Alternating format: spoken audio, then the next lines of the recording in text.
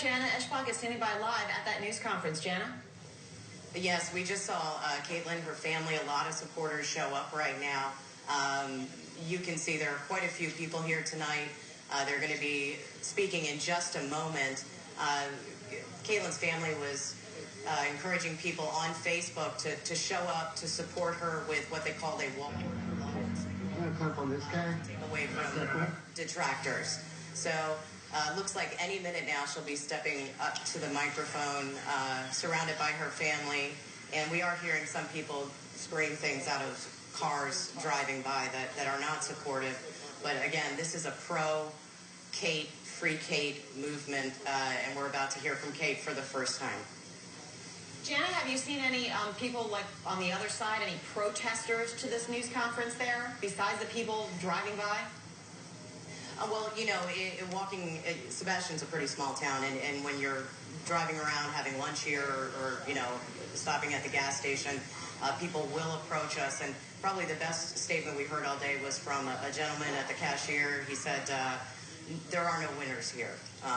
And, you know, really no matter how the situation turns out, I felt like that was very accurate. And they are coming up to the podium right now. This is Caitlin Hunt and her attorney.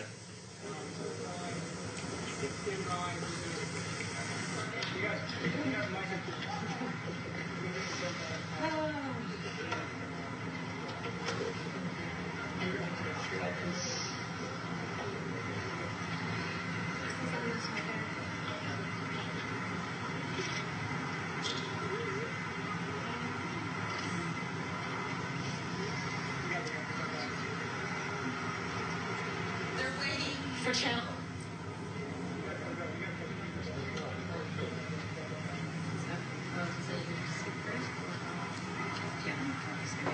Caitlin is there with her attorney, still preparing for her news conference, and of course waiting for all of the television stations to be ready. The networks are there as well, so everyone's just standing by, waiting for her to begin.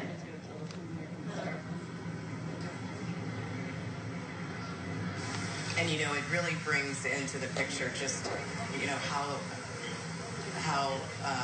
you know, young Caitlin looks. It appears the attorney's going to start speaking. It's not my normal practice to make any kind of a statement to the media regarding my cases and my clients, but at this point my practice has been disturbed by all the attention this case has gotten. I'm Julia Graves and I'm Caitlin Hunt's attorney, so we made a decision to make a statement this afternoon just to try to clear the air a little bit. I've written some things down, so I'm going to read it so that I'm very clear about what we're saying here today. I met Caitlin the day she was arrested at the Indian River County Sheriff's Department in the booking department. So I've been here since basically hour one. But she's a very intelligent young woman who, until this ordeal, had a promising future. It was awaiting her. This was supposed to be one of the best times of her life as she graduated from high school in her senior year, where she's an honor student, and she moves on to adulthood. We've all heard the graduation announcements. We've all heard the speeches. And that just hasn't happened for her this year. Adulthood has come way too soon for her, and she now finds herself facing second-degree felony charges that put that future in jeopardy. While not commenting on the charges specifically, or our strategies, or where we are at this point on the specifics as the case is ongoing, we do have a team of lawyers, both local colleagues of mine and also other attorneys throughout the nation who have offered us their help to see what can be done about this case. We've been working with Change.org, Equality Florida, and the ACLU, and they're all attempting to help us on Caitlin's behalf. This case is complex and it's sensitive in nature, and the process has deeply affected the lives of both of these two young women. It's my hope that Caitlin will be able to move forward with her life, and an important dialogue begins in this nation about adolescent relationships and the age of consent, regardless of sexual orientation. The State Attorney's Office, the Sheriff's Department, and the parents of the other girl involved are prosecuting her under a law intended to protect children from being preyed on by adults. And although 18 is an adult, we all know that truly seniors in high school are not adults.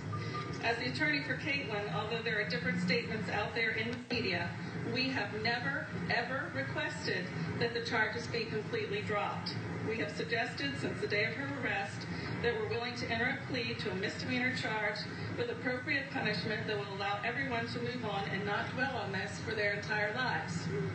Caitlin and her parents have been given until Friday to decide whether to go to trial and have the most intimate details of the relationship played out in public, or to take a plea agreement that includes forever having a record, even if adjudication is withheld. The charges that they've given her of the lesser to be included to are exceptions to the sealing statute.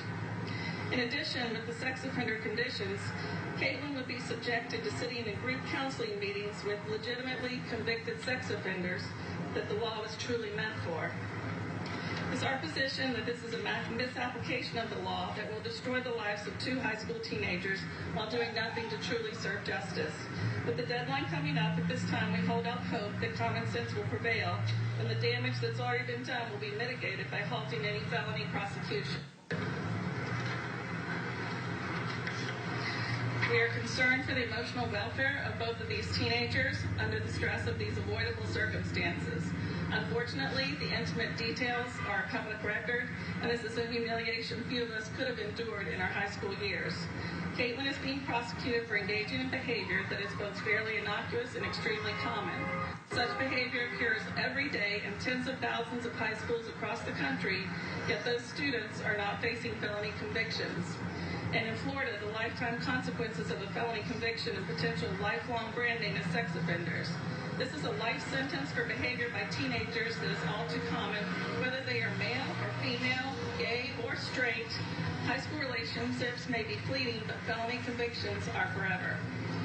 When we put this behind us, we will continue to work and reach out to lawmakers with the assistance of Equality Florida, the ACLU, and many others to address the failings of the law that criminalizes high school students and is too often used by parents who object to the race, ethnicity, or gender of the schoolmate their teenager is dating.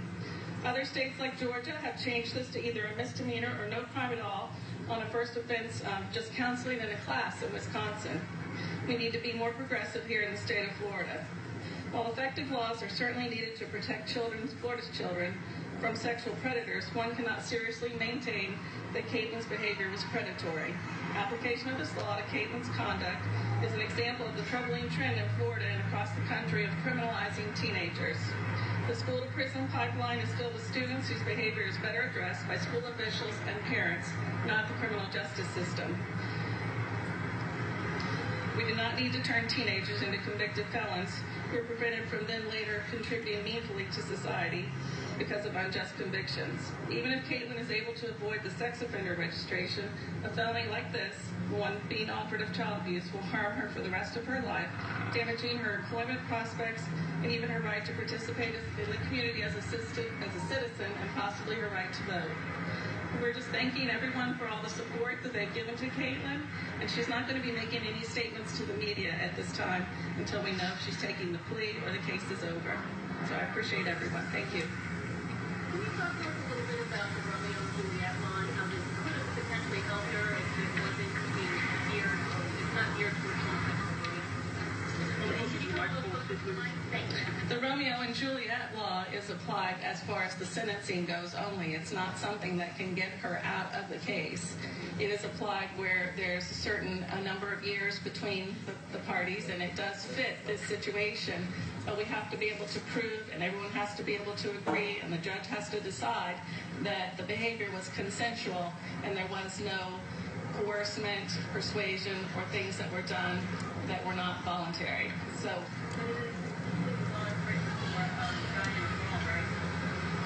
it's Romeo and Juliet, yes. We'd still be able to use it if she was convicted under that statute. We would still be asking for that to apply to the sentencing. When you first got this case, what was your personal feeling about it? You've been a lawyer about the case. Talk a little bit about that. This case is unique because I've had other cases with the same general type of circumstances, and we've been able to work through them and get a misdemeanor and work for the best interest of everyone involved. But it hasn't worked that way in this case, even though we've been trying from the day I found out who was assigned to the case. 4 days later, we started the communication, see if this case could be handled differently, if we could work something out, and that hasn't worked. Does Caitlin have anything to say? But I think there's a lot there with She's appreciative of the support of her parents. She's not going to say anything in regards to the details of the case. Can you get even without the details of the case? Do you want to? Obviously, the voters are on. It's okay if you do make a statement, but not about the case. Yeah. a little bit closer to the mic, please. Thank you.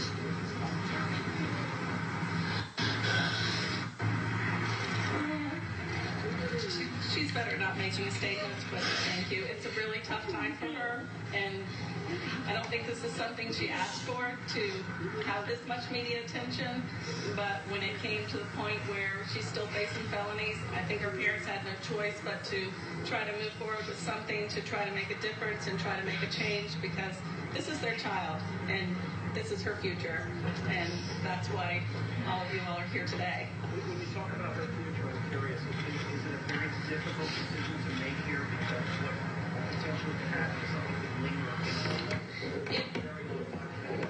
With the current plea offer to felony child abuse, which is a third-degree felony, which carries a 5-year sentence for each count, if she, for some reason, violated her community control, she could face prison time.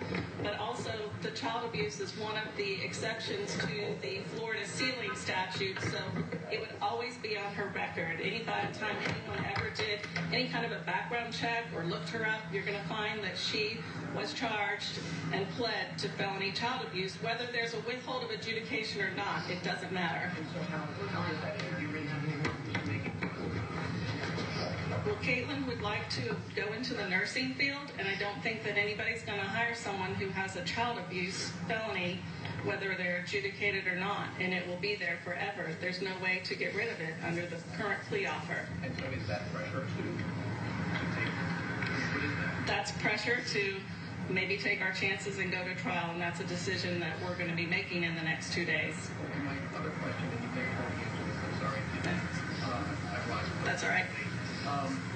There's been a tremendous amount of support online in the community. I'm curious, do you think that support has anything to do with, or would this support be there if it was an 18-year-old boy and a 14-year-old girl, or an 18-year-old girl and a 14-year-old girl?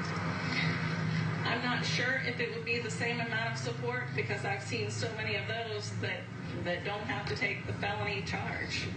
So I've seen those personally. They get a misdemeanor and they all move on with their lives, or else it never comes to this to begin with under prosecution. I know that there's other cases out there where there have been, gay or, other relationships, but I don't have any specific ones. I'm sure there are some. With the governor's office at all?